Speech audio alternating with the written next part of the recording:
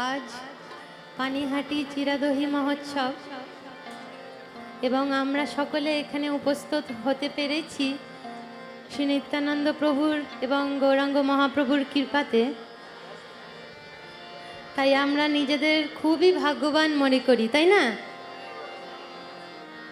তাই এই শুভ মহোৎসব যেটা আজকে পালন করা হচ্ছে, এখানে নিত্যানন্দ প্রভু সন্ধেবেলায় রাঘব ভবনে গিয়ে এমন নৃত্য করেছিলেন,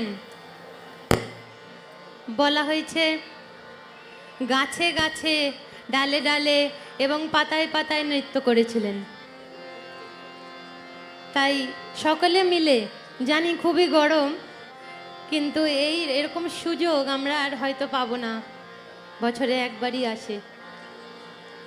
তাই সবাই মন খুলে, শ্রী শ্রী গৌর নিতাই এখানে উপস্থিত আছেন, তাই মন খুলে তাদের যাতে আমরা সেবা করতে পারি, এটাই চেষ্টা করব।